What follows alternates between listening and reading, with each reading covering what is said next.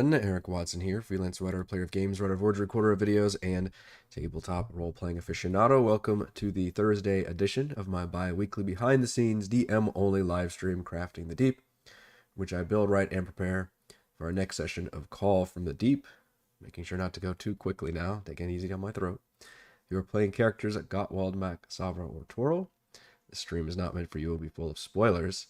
The rest of you, welcome. Stream our D&D sessions live on YouTube every Friday. You can join our official Discord server with an invite link in the description below if you would like to support the channel. Please check out patreon.com/RogueWatson. For our campaign, we use Roll20, and for streaming, I use OBS Studio. I would like to say that I'm fully recovered. I am not. In fact, it feels like 3 steps forward, 2 steps back. And the worst part of it is the lingering cough. In fact, I literally just took like a cough drop like 30 minutes before going live right here, and after like 5 minutes I suddenly had to cough worse than like ever. Almost ran to the bathroom, had to almost throw up. So I coughed drop. You did the opposite of what I wanted you to do. I have a glass of tepid water that I have put lemon and honey in, so we're going to try to get through that. I apologize for Monday's stream. It got so bad that I had to actually stop the stream because my cough gets really bad in the evenings especially. So yes, I'm a little anxious about Friday's game as well. We'll just have to see how it goes. It's one day at a time, man. One day at a time. And this stream right here is like the middle of the day. Like I should be at my best. Technically, like it's usually worse in the mornings and evenings, but like I just cannot seem to shake it. So thank you for sticking it out with me. And we'll try to get through this, but I'm gonna probably talk a little bit less than usual and a little bit quieter than usual, just so I don't go into a whole coughing fit and have to end things early. All right, so I shouldn't have taken a big breath there. All right, I'm okay. So Driftwood Docks. And again, I don't think we need to talk too much about the Desecratus fight, because that's just going to be whatever ends up happening there. But I'll probably end up adding some. If anybody has suggestions for maybe layer actions or legendary actions for the Naga Captain, I could do. But between all the units and then the ships having their own actions, excuse me, that's probably going to be all the combat effects that I want to be able to handle right there. I think there's going to be enough going on with the dynamic environment and the pirate ship and everything. Sorry. We are still looking at Rephus's map. Okay. Having a real pity party over here. Not like I have to talk to do the YouTube thing. Which is awesome. I love this map. And I added some dynamic lighting to it, which I think is going to help change the complexity of this area as the party has to go in and essentially weave through these rocks to reach Tendrix's floating lair. And this is going to be a bit of probably a combat encounter, but if the party wants to, try and do something else, then I'm willing to hear them out. But from what the description reads, they basically have to make it through this choke point in order to reach Tendrix's lair, so the compass and thing will bring them there. I'm not sure I want to bother with the skill challenge. I'm interested to hear everybody's thoughts on this, because it says when the characters arrive at Driftwood Docks for the first time, they have to make a skill challenge on 5 DC 20 ability checks before failing 3 to navigate the dangerous water surrounding the dock. So before they even make it to this point, they should have a skill check involved, which is probably thematically appropriate to include some kind of hazardous, to help keep people away from the area. It's supposed to be a really good, well-guarded, pirate haven in the Nelanther Isles, I guess. I was going to throw the zombie dragon turtle at them, which now I'm trying to figure out where that's actually listed. Is it in the Sea Tower of Urfong or is it under random encounters? I don't actually remember. I talked about it for so long and then never actually ended up using it. Is it literally under Zombie Dragon Turtle? Nope. Well, I don't think it's an encounter. Of course, I just got more congested as I've been talking. Like I was breathing fine earlier. Okay, so maybe it's under the Sea Tower thing then. Which will be here. Which I think I talked about before. I was initially going to use this area, but I think just because the pirate stuff lasted so long, I had to, because I've got like soft voice and I'm just like speaking very calmly, which is not my style. I usually try to be a little more uh, energetic, because I do get energized when I'm doing these streams. But if I talk too much right now, I'll just go into an absolute coughing fit. So I have to consciously think about slowing down, which is probably what they teach you when you're actually giving like speeches and stuff. Don't sit there and like go rapid fast. Yeah, I think this is where it's mentioned. Sea Tower of Urfong. There's a Red Wizard of Thay, fled to the Melanthers. He used a dark ritual to reanimate a dragon turtle known as the Curse of Urfong. And then Tentrix contacted Tolkien and asked whether he worked for the Black Armada by getting the Dragon Turtle Sink Lord's Alliance warships and merchant vessels, which is cool. I think what I would flavor that as, and I was thinking about maybe the skill challenge, instead of just navigating rough waters, could be like navigating past the dragon turtle. Because I had considered like, well, maybe having those like magic compasses or something somehow makes you immune from the dragon turtle, but maybe it's actually the Black Armada ships themselves that have been, I don't know, marked in some way or something that makes it so the dragon turtle doesn't attack, because it's not intelligent, right? It's a zombie dragon turtle, so it's just under strict orders. So maybe we could flavor that as like, hey, while you're making it in here, you see this massive beast coming up. The tricky thing is I don't know what the best course of action is to. Maybe I just describe it cinematically, but don't show them like a battle map, because if I describe it like there's this creature coming up out of the water and they're like, oh, about to, roll initiative into another like ship battle thing, but that's not really what I want to do. I'd rather just have the players go into skill challenge mode. I guess I never know how to activate skill challenge mode when I just end up saying, what do you do? And then like one or two players will say a thing. But I'm like, do you put everybody into initiative? Excuse me. And then let them all do their action, in which case they're thinking a lot differently than if we're just talking about doing things, but then I have to like pointedly say, okay, and then A, what do you do? B, what do you do? C, what do you do? I can see the benefits of both methods, I guess.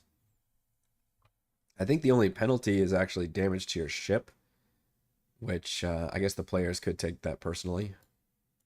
I took that personally. The characters fail 3 checks before succeeding on 5, which is always awkward also. So if we're doing a skill challenge and you need 5 checks, do you go with, we have 4 players, so do you do just 1 check per I would probably just do 4 checks, like, or I guess somebody could fail and you end up having to do another check, so I guess that makes sense. But if they fail 3 before succeeding on 5, their ship is battered, taking 10d10 bludgeoning damage, which is an average of about 25% of the ship's health, which is pretty big. Poor ship. The ship was included as a token for being damaged also by the enemy ship, and so far hasn't really taken any damage. I gotta blow my nose real quick.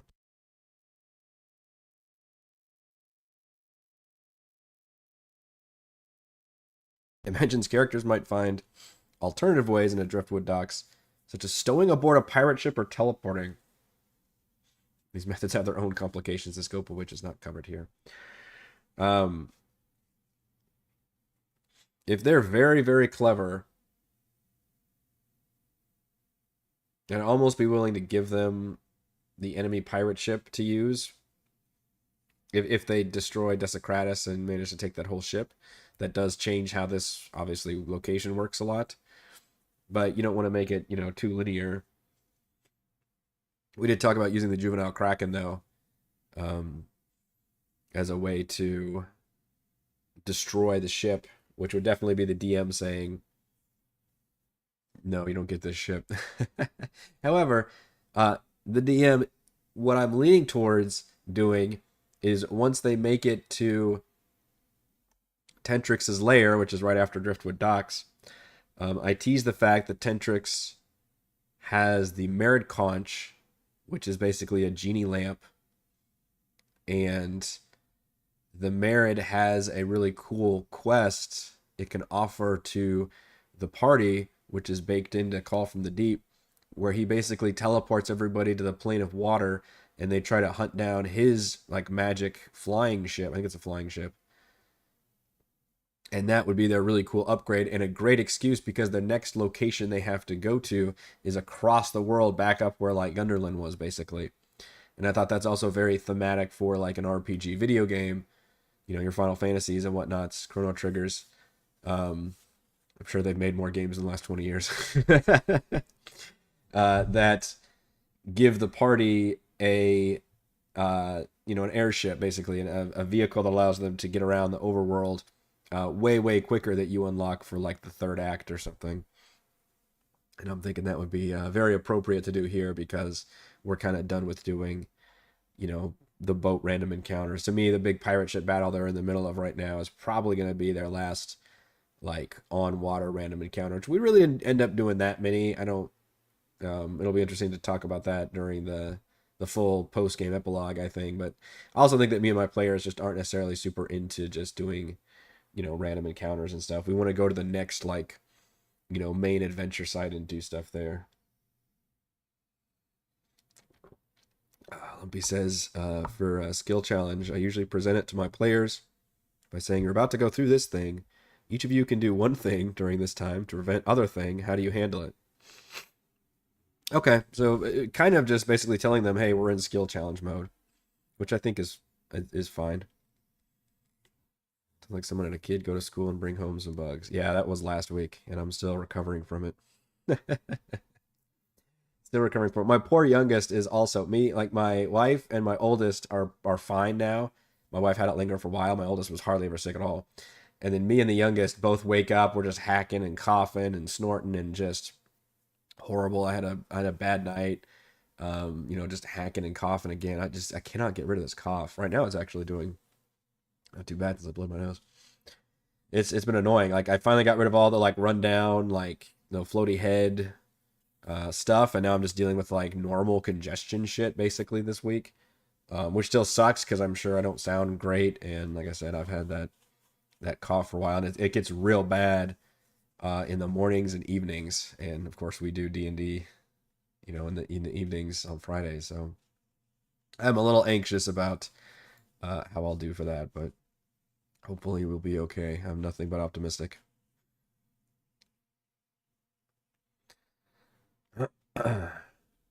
Software pulls and Mackies are turn into battle.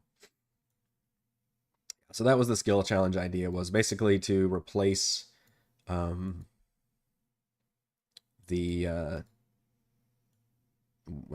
generic like get through dangerous waters navigation with the dragon turtle coming up and creating a dangerous water situation, I guess, and say like, okay, there's one more guardian you guys have to make it past. But you can do it as a skill challenge. And the interesting thing is by creating an enemy that's creating, or by using an enemy that they're having to evade or something, I think that actually opens up the skill challenge into different methods. Like you'd have a character, it's like, well, can I just like attack? And I'd be like, yeah, but I mean, yeah. I guess you'd still like let them have an attack roll, but the DC would probably change, which DC is actually pretty high. DC 20 essentially means it's an AC of 20, so that's definitely not a gimme. So yeah, you could do like attacks, you could do spells, and I like that there's like a list of things like charting a course or um, yeah, keeping a staunch grip on the rope for Constitution. I just don't know if the players would think to do all these versus obviously Chris is like, well, I'm at the helm and I'm doing the ship and like give me a strength check. Like with the others, I feel like I would have to like prod them, be like, all right, well, the crew's looking nervous and there's things that need, maybe I could have like the crew calling out different things that need to be done. We need to batten down the hatches and other various tropes and things. Lemon, honey, and half a cup of cement. Yeah, well, like quick read, I think, is what we have, where you add like the water to it. It's like just bags of dry, dusty concrete, and then you pour it in a thing and add water to it, and then it becomes cement and I don't know. Is there a difference between cement and concrete? I feel like we use those fairly interchangeably. I think concrete is usually used more often. All right, Driftwood Docks features. It features. Here we are at Driftwood Docks. 26 thugs, 3 ogres, and 3 minotaurs, led by a frost giant captain and a first mate gladiator. Basically, a ship's crew worth of dudes. Although I would argue not the best army if you want to do range attacks. I don't think. Oops, the thug is not linking to thug. Ogres have javelins they can throw, but only at 30-foot range. Minotaurs, I don't think have any range attacks. Yeah. I recall because I think in the Patreon D&D game, I had a group that levitated a Minotaur, and I was like, well, fuck me. I think it might have been a minute. I shouldn't have left. I think it was a Minotaur skeleton. But I looked at that, at the, like, list of abilities, and I'm like, oh, 0 range attacks.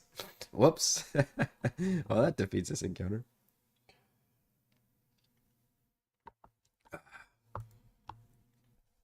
Now, obviously, as a DM, I can always just give people various abilities. However, there are mounted ballista everywhere, so you can use that for the ballistas. But then I guess you have to do the ballista rules of like they can only fire the ballista every round if there's 3 people operating the ballista, because I think it mentions, yeah, it takes 1 action to load the weapon, 1 action to aim it, and 1 action to fire it. It's kind of crazy. It takes a whole action just to aim the damn thing.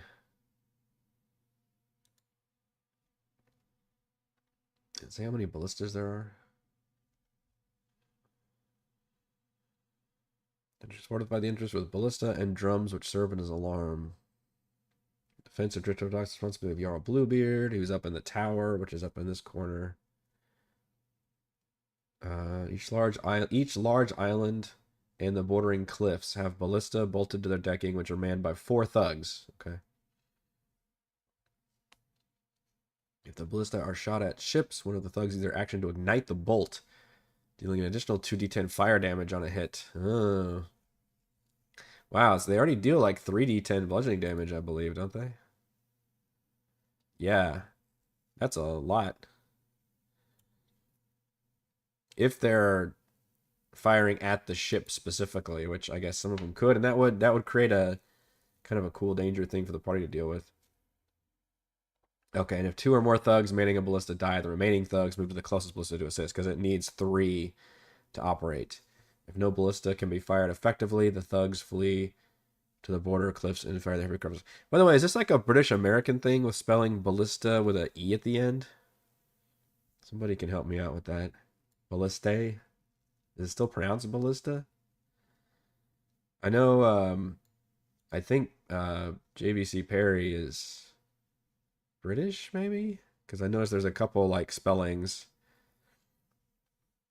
And I've written for a lot of British publications in the past, so I get more familiar with the differences. But I guess ballista has never come up in anything I've written. I notice it's used a lot of times here. Oh, is it just the plural version? Interesting. Am I that ignorant? I don't know the The plural of ballista is ballistae. So, yeah, I guess it does say have ballistae. So untied mans. I don't know. During which no one mans the ballistae. Ballista. I don't know. I'm spending too much time on this. It reminds me of Ballista the Goblin. All right, so it sounds like each island has one, which I've got one on their ship, so I can just copy and paste that one, I think. And if you saw the dynamic lighting here, it's a plural. Okay. It is an adjunct. Yeah, no, I'm totally fine with that. Yeah, I don't expect maps to. I am pleasantly surprised when maps add things to the map, but also that can create a problem because if the map designer adds like as much detail as they can or want to, then if I want to change like a single room and be like, oh no, I don't want this, portal here or thing here, then that's extra work on my end to remove the thing, and can be a lot trickier than it is to add something to it. It's not very difficult to add things versus remove them. So we can definitely feature the ballistae. Maybe each of these areas has one. Let's not lock the position until I flip them around, though. So that's actually pretty easy for the thugs to run then, because that means the thugs aren't all taking. I wonder how you do that in combat then, right? That gets actually tricky because if I'm running my individual initiatives, let's say I actually roll initiative for like 20 thugs on the map, but then there's 4 thugs on a ballista. Do I sit there and be like, all right, this one is going to load this ballista as an action? Like, that's going to get real tricky for me to track, although I could maybe put a symbol. I guess I could always put a symbol on the thing, like a wrench 1. Yeah, spanner. That's definitely a fucking British thing, I think. I guess US calls it a spanner too, but I could go like 1, 2, 3 or something to note like what, just in case, because if that, I could roll the thugs as one group for each ballista, which would be easier for me to run. But then what if people start taking half that group out? Maybe I could just roll initiative then at that point. Yeah, swarms of thugs. Swarms of thugs. That reminds me of that book I reviewed like last year or maybe a year before that, where it was basically a book of swarms, and the thesis of that book was like, I can fucking make a swarm of anything. It don't matter. It's always a size bigger, and it follows like these couple rules, and then you got your swarm. Where's the range on a ballista? 120 feet to not have disadvantage. Trying to see if we've got ones back here, because if I'm really playing this realistically, like at some point the cliffs would block each other. That could be actually a tricky thing. What I'd like to do is have the ship be moving, but of course I'm going to have to introduce a rule where they're not going to be able to be moving like 50 feet around like they were in open water fighting the pirate ship, right? They're in like very, very tight. They're on like, they've had to shift to like neutral or just let it, put it in drive, but not even have not even have the accelerator down at all, to use a car analogy, and just let it like roll forward a little bit because it's so fucking tight right here. My folks actually have a lake house with a boat, and they've got a boathouse, a dock, and a pontoon boat and everything. And I'm always impressed. My dad, who is in his mid 70s, can fucking dock this boat without breaking a sweat, and there's very little clearance like getting the boat into the dock. You've got like, I don't know, man. It feels like inches on either side, and sometimes the water's really going, and he's going, and he's got this whole system figured out. And I've watched it, and I'm just like, God. I mean, obviously he's done it a lot of times, and I always make him do it even if I'm driving the boat or something. I'm like, you fucking park this thing. I don't want to crash into your boat. But the main idea is you got to go. You get it on straight, and obviously you're really not putting any like acceleration into it. You're just kind of following it in there. But like I said, with the way water moves, like it gets so tricky.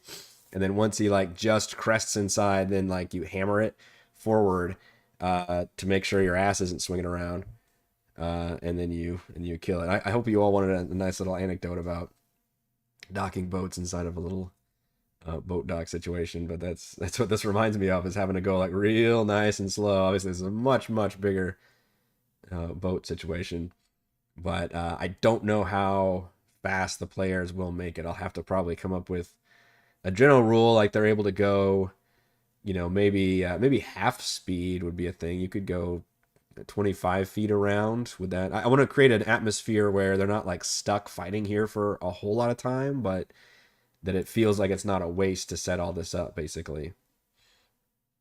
Dads and boats always a thing, yeah. He does a really good job with it. It's really impressive, and I really need to learn how to do it a lot better. But we only go out there maybe 2 or 3 times a year. We should go out now more often. We live a lot closer. Oh man, this lemon honey water is doing fucking work though. My goodness. And a lake is not obviously nearly as churny as a friggin' ocean is either. So this would be particularly difficult. That might be, maybe it's a skill check, maybe, and their crew can do it too. It doesn't have to be like Otwell, doing the ship. The crew can be piloting the ship, but that should be something as an ongoing complication. Is like, because there's a lot of rocks here and waves. In fact, I don't know if that's actually mentioned in. I should check the actual adventure to see if they mention that. There's ballista, there's bridges, there's cliffs. Which you can climb the cliffs. The cliffs are 50 feet tall. I figure their ship, like the bottom part of their ship, is probably 10 feet off the water.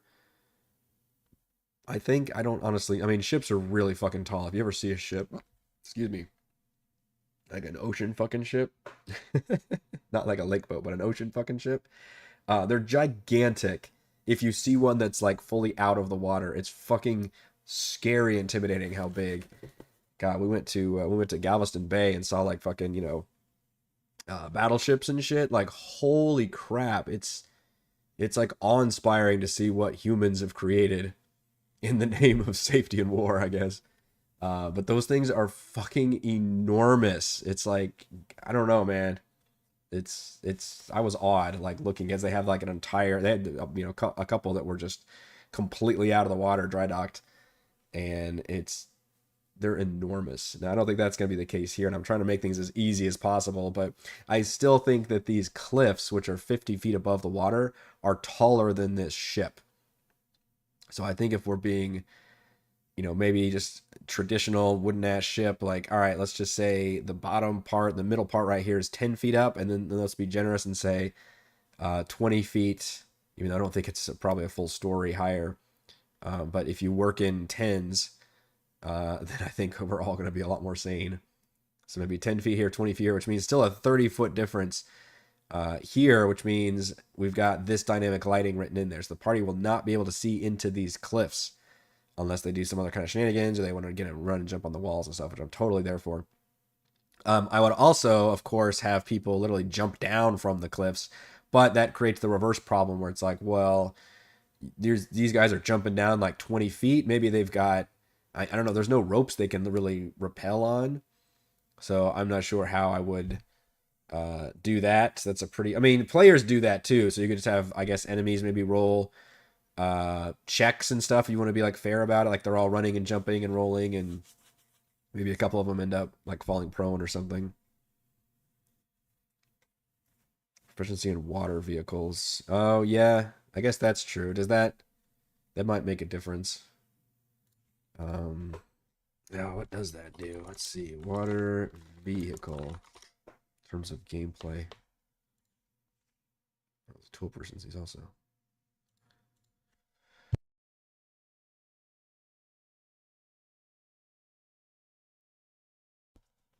Excuse me, I had to blow my nose again. Proficiency with land vehicles for options. Everything that navigates waterways. Grants the knowledge needed to handle vehicles of that type, along with knowledge of how to repair and maintain them. Knowledgeable about anything a professional sailor would be familiar with. There's information about seas and islands, tying knots, and assessing weather and sea conditions.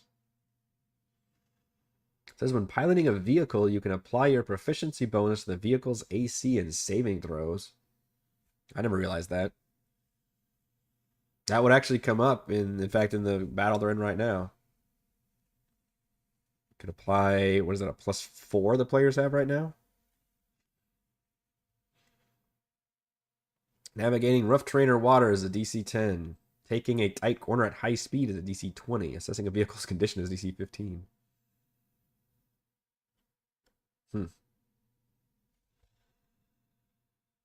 Oh yeah, you could throw. I like that idea, Refus. Yeah, grabbing. That's true. I forget about the 3D aspect of the ship, right? We're always looking at it top down. And this map in particular doesn't, just has like a little circle, but that's supposed to be a giant sail there. So yeah, I like that idea. And these guys would be pretty much professionals at that too. They're gonna level up again before this, I'm thinking, in long rest, and they're gonna be level 10, which I think is a higher level than what this is designed for. I don't think it's supposed to be level 10 until they get to the actual final dungeon.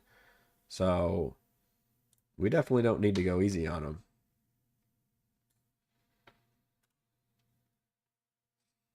The drums. Each large island boarding cliffs also have drums on their decks. These drums can be played using an action or manned by either an ogre or a minotaur. If a drum is sounded, each other drummer joins in the following turn. If 3 or more drums or simultaneously noise is loud enough to warn anyone in the Driftwood Docks harbor that foes are on their way.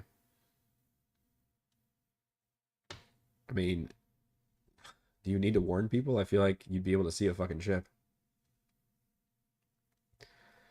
In addition, a reinforcement of 10 bandits arrive on initiative 10 the following round.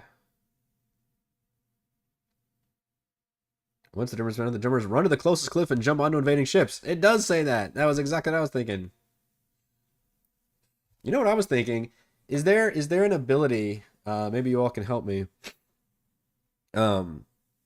that works like, maybe not like Bardic Inspiration, but like there's an enemy who is just doing a thing, like an inspirational thing for the rest of the enemies, and he's providing a buff for those enemies. Is there a stat block or an ability that does that?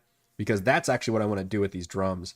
I want to create an interesting enemy that's not actually attacking the party, but is like providing a buff for the enemy, and the party's like, fuck, we gotta get this guy because that's annoying. And maybe I can create like 2 of these somewhere. It does say there's drums on every single island, but maybe I'll do specific sections of drums. Let's see if I can find drums. Or maybe war drum would be the better thing to look for. Xanathars, I think, had the expanded tools and things. So that was something that I remember folks complained about in the original 5e rule books. There wasn't really anything to do with tools. There you go, that could work. And Xanathars kind of helped. There's a little more traditional modern drums. Created some more tool stuff. I think these top ones might be the best. Ooh, that was a good cough. I have unfortunately run out of my water. I want just the drums, not the actual people with drums.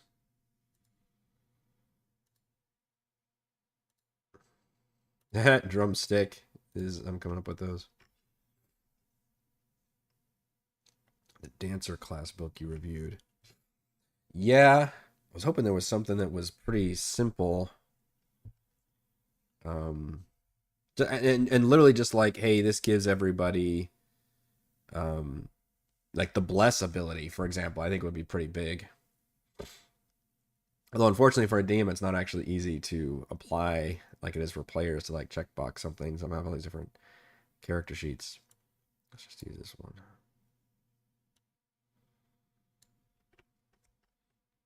I guess the drummers should maybe be further back too. That would be a pain in the butt for people to deal with.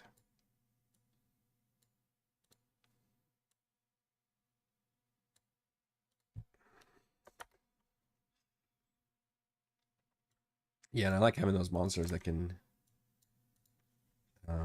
give their allies like reflect the fact that an enemy monster is like a leader and put that in their stat block. Did I put a ballista up here? I don't think I did. Oh shoot, I'm putting these on the light layer. I just realized. Let's not do that.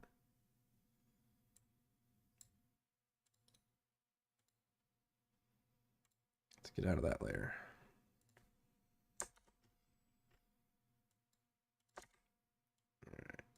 Another ballista there. Are we still liking the stat blocks also? Ogres, minotaurs, and thugs. None of which are really long range like bow people, but they've all got these mounted ballista I guess they can use. But we also have a frost giant who can hurl rocks. Apparently that's a thing. And the frost giant has a bowl of water elemental, commanding water elementals. So I can summon a water elemental onto the ship, which is pretty fucking cool. Maybe do it there. And the frost giant is the final of the pirate lords that the party will face.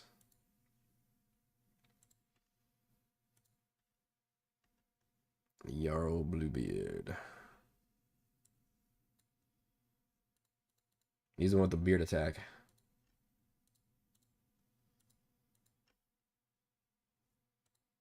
And he feels like a proper good. Oops, what happened? Kind of final captain to face too. I think he's probably got the beefiest stats as a frost giant. He's also carrying a ring of swimming in case we need him to like jump into the water, I guess. His rocks only have a range of 60 feet, unless they have disadvantage. And he can only do one around. I feel like he would definitely get more involved in the fight directly. Maybe he's got some beef with Gottwall. That would be kind of fun. In fact, I would have to have him. The ship's probably never going to get within 60 feet of the main area to the left, so we'd always be hurling rocks with disadvantage. Unless he moved up to this thing. You know, the bigger problem is fucking Toril just knocking people off left and right with his damn auto attack of agonizing blasts. That's going to be a pain in the butt.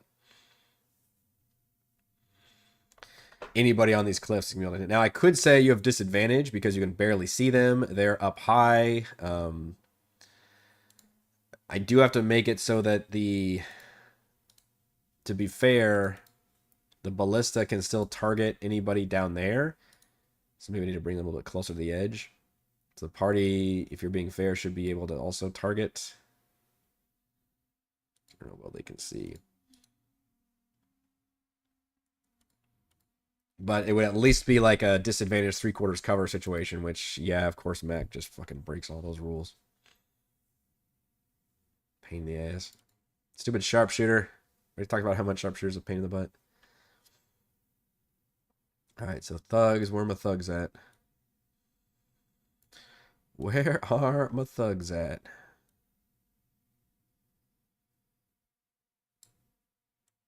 Do we want to keep using the thugs? That means there's 4 at each ballista. Oh, I guess maybe that tells you how many ballista there are. 26 thugs is enough for 6 ballista. Ballistae. God, one of these are going to be very susceptible to an AoE nuke from Savra, though. Very susceptible.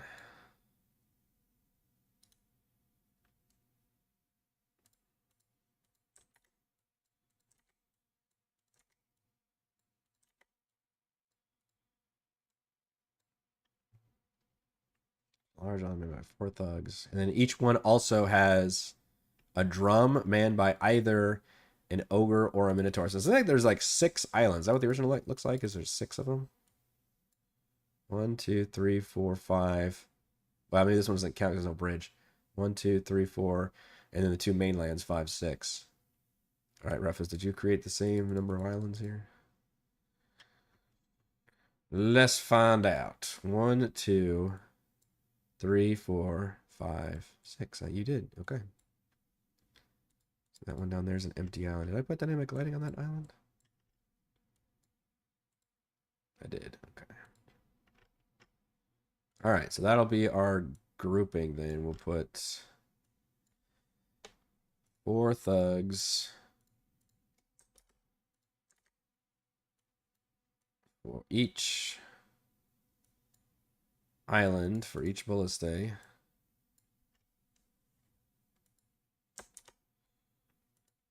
There.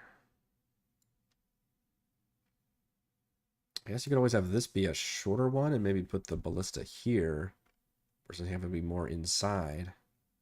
We've already got that one inside there. Yeah, maybe I'll actually delete these. Be like the cliff kind of drops off right there. Or maybe I can maybe keep these but have like a point of shot right there. We can move this one.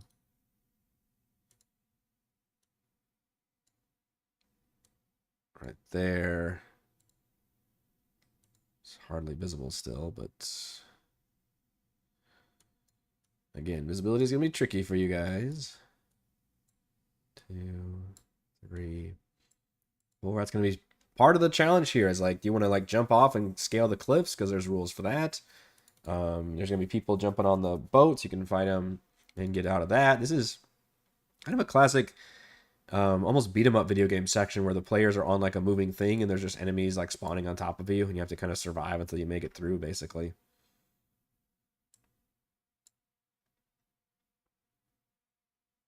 Oh, really? There's little marks on the original map?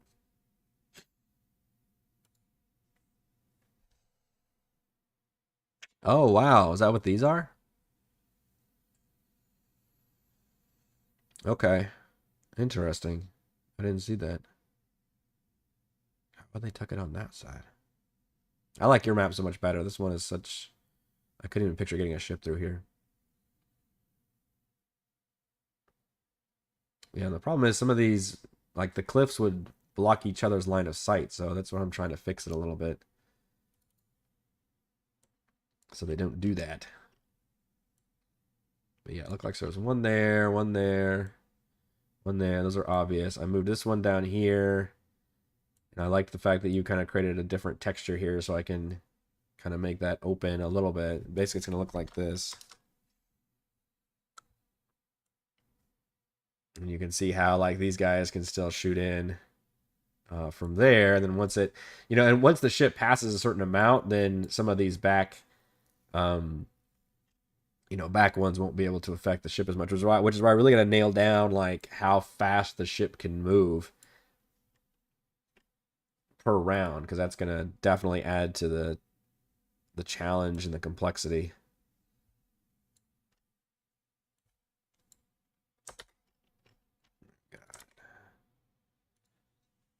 Got one right there. Good with. And then the other one I think we're going to tuck in back here because I don't see a point putting it inside here because that's going to block it. So we're going to put them right here.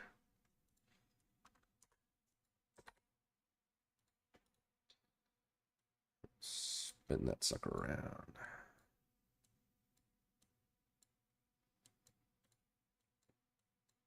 All right, and then the drummers are supposed to be one on every single island. That feels like a little bit overkill to me, especially if I want to create that kind of unique drummer buff situation. So maybe there's... In fact, I could maybe even do like a radius. So maybe they're like one on the right side, one on the left side that creates this giant buff radius for everybody. And maybe, yeah, it just grants them... I don't know, what's a good buff for being under the effects of inspirational drumming? The bless spell would probably be the easiest thing to say. It would slow down the action though if I have to constantly add a D4 to a lot. I mean, obviously you can look at the roll and be like, oh, I rolled a 10. I'm not going to bother rolling a D4 for that. And is I mean, a worldwide, not a worldwide, but a large AOE bless spell seems like it'd still be pretty effective. But if there's a different kind of ability, the easiest thing would just be like, oh, it gives everybody advantage. But I think that might be too powerful to just give blanket advantage to enemies constantly. And then while the drumming is going on, maybe the drummer can even do something. Let's just see if there's a maybe there's like a drummer in Monster Manual Expanded or something. Ah, there's an Orc War Drummer. All right, let's see what Dragon X did.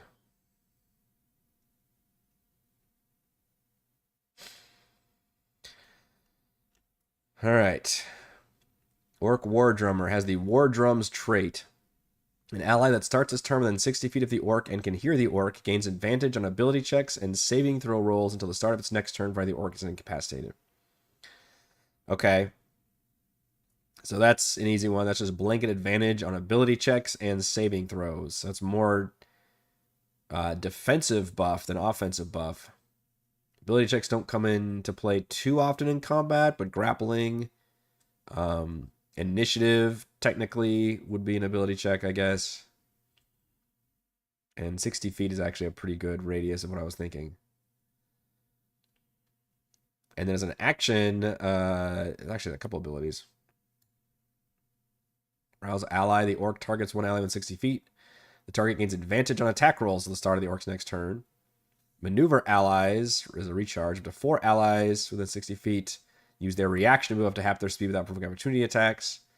Or incite allies once per day. Up to 3 allies can use its reaction move to half its speed to make one weapon melee attack. So that's interesting. What do we think about that for... I think what I'd like to do, I don't know about using the exact orc war drummer here, but I like the having A, an ongoing passive effect, and B, an effect that the drummer then does on their turn while they're drumming. Which could be this, like, yeah, you target one ally and give it, like, a super buff or something.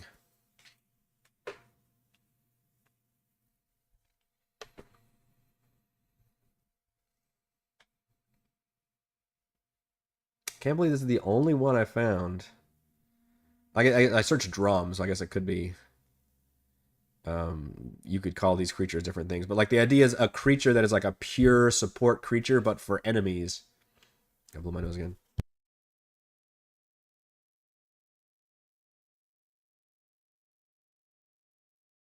I agree. Keeping it simple is definitely the thing. It's funny that we always talk about, all these grand plans, during these battles, but yeah, that is something I've learned where, like, especially in these particular battles where you have a lot of moving pieces and there's things going on, trying to keep things as simple as possible. For example, there's no enemy spellcasters here, which is going to be very nice. I think is definitely the way to go. So maybe that's what I'm thinking. Just basically because it will, if I'm including them in the initiative order, it will be their turn at some point. And then what do you say? Like, oh, they just keep drumming and making the ability. You could say that. But maybe they target somebody to give them a buff, and I just have to mark them as having that buff. And then having that ongoing ability of just like straight up advantage on stuff, I think would be pretty good. Which advantage on saving throws, certainly help them against a lot of abilities and things. And that would not slow it down like a bless spell would too, because a bless really would slow things down with having to roll that d4 for everybody. I think it mentioned that the ogres and minotaurs were doing, so maybe I was going to reduce how many there are too. Yeah, 3 ogres and 3 minotaurs. And then Jarl Bluebeard and, oh yeah, the gladiator. Jandar Stayanaga.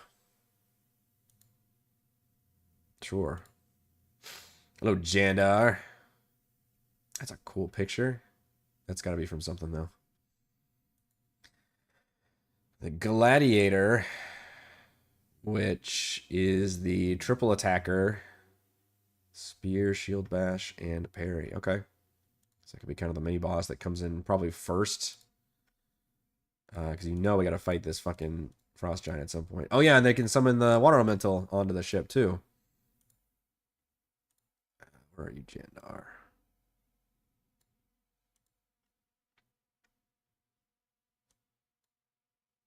Maybe I'll put you more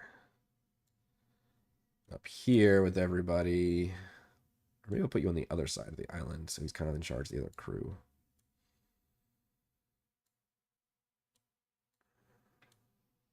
Might take him a hot second to get over there then. The bridges.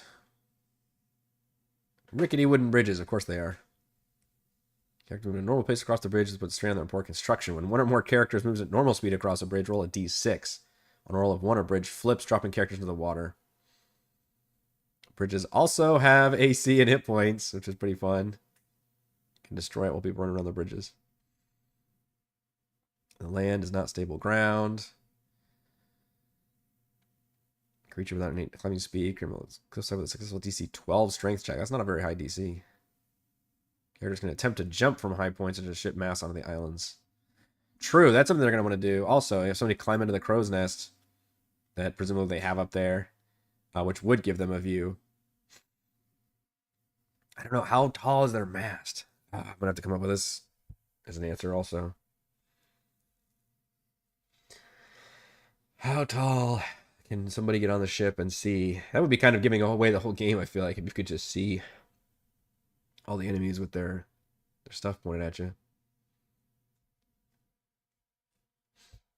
We've got ogres and minotaurs, which all feel appropriate.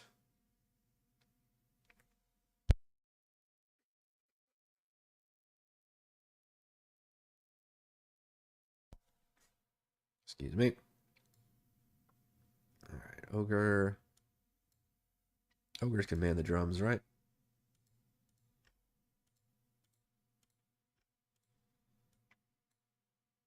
Can I make it a bigger drum? Yeah. That's a giant drum. It's a drum the size of a man. It's a man drum. Make it a little smaller.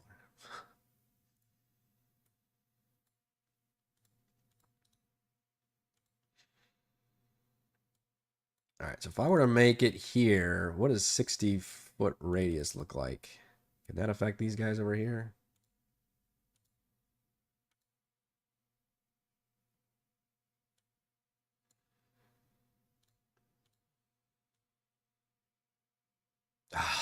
Not quite.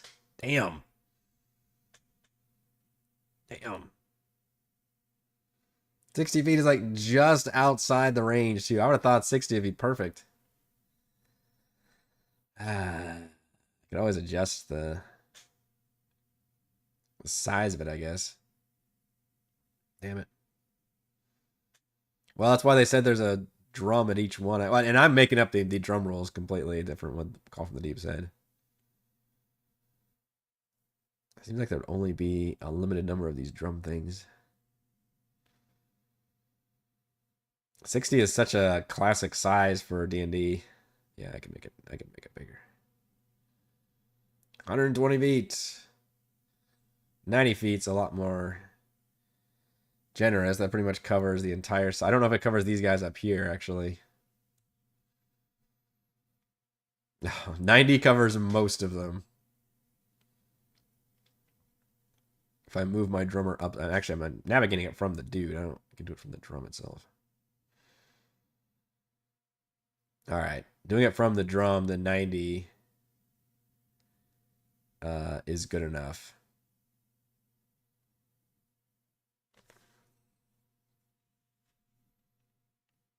Wait, why is it when I go to 60 up here, you're in range?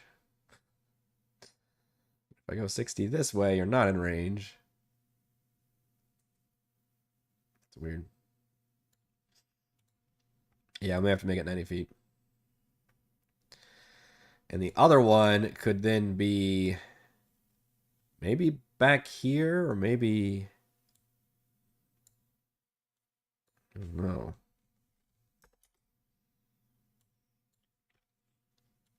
What, Bluebeard right there. I even put a drum right there already. So you want to tuck them back a little bit so these guys aren't nuked right off the bat. All right, what does 90 look like? Oh, 90's fucking perfect right there. 90 gets everybody on the left side. Sorry, my overlay's blocking. It's a big map. You can see right there at the bottom left. Yeah, that's true. Thunder. Yeah, it's true. Drum is not magical thunders, but drums can be pretty fucking loud, especially the ogre. It's an ogre-sized drum. I think 90 feet's gonna be solid.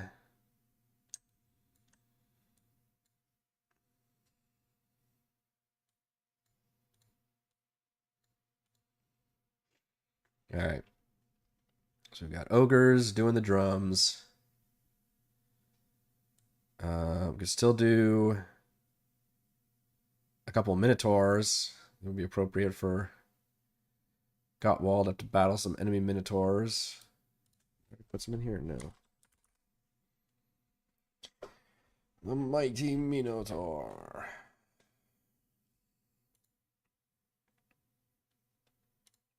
So the one I have is that one. All right, let's just get the regular Minotaur in here. And then the Minotaurs are probably the ones along with the Water Elemental, the First Mate Gladiator, and maybe some extra thugs that will actually rappel onto the ship. And kind of mix it up melee style. While they're getting pelted by the Ballistae.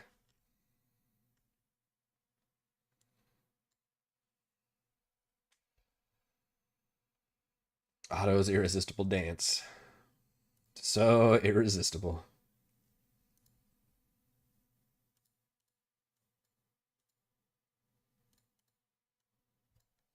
Minotaurs, medium or large size?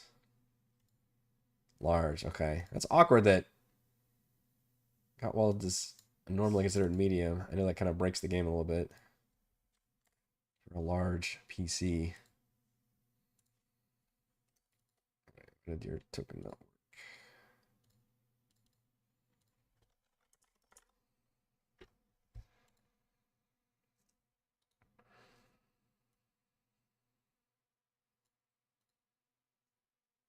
It's gonna be pretty big when those guys jump on there. You. Maybe I should stagger a little bit. So there's like waves of dudes coming in there. So what do we think is the best speed at which they can move their ship through this? Because that's going to determine a lot of how this combat encounter goes, I think. Throw a flip.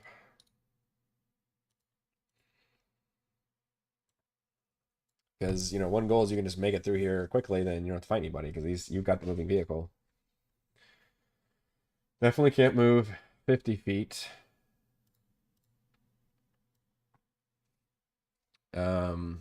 We could put it in half and say you can move 20 feet around. So that then puts their ship, if we start here, the bad thing is I have to kind of start while they're in the middle, almost in the middle of the cliffs, because otherwise I have to add map to the bottom of the screen, but the map kind of ends right here. If they, from the middle of the cliffs, they are about 100 feet to the edge of the map. But that's like the front of the ship going to the front of the edge of the map. They're still getting pelted at that point. So presumably it would take you, how long is their ship? Their ship's about 90 feet. So you still have to go another 100 feet basically to kind of clear this area. So in the middle of the cliffs, you're probably like 200 feet away from safety. So if we're moving 25 feet around, that's still a ton of rounds having to deal with this, right? Because that means there's 4 rounds before you reach, before their ship is completely up here. In which case they're at least not getting pelted by one of the ballistas, though they probably killed a lot of them in general. Basically, I'm picturing they're probably going to kill everybody versus leaving this area also, but I do want to create a, because we're playing on a virtual tabletop, we've got, I guess if we have minis also, but you want to create that aspect of the movie. The vehicle is moving, and technically if you get, past everything, then you've made it past everything, right? Yeah, 8 rounds is way too long for anything that's not a big boss battle. So do we think that's maybe they do need to move 50 feet around, even though it feels like that's fast? And the problem is I wouldn't be able to use this map very well if I did that, because that means you'd have the full front of the ship here after one round, and then you would have the full front of the ship back here.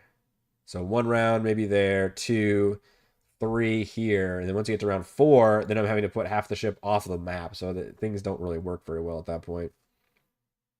So I'm thinking I might stick to the half speed and be like, all right, 25 feet is what you're moving per round to get through this.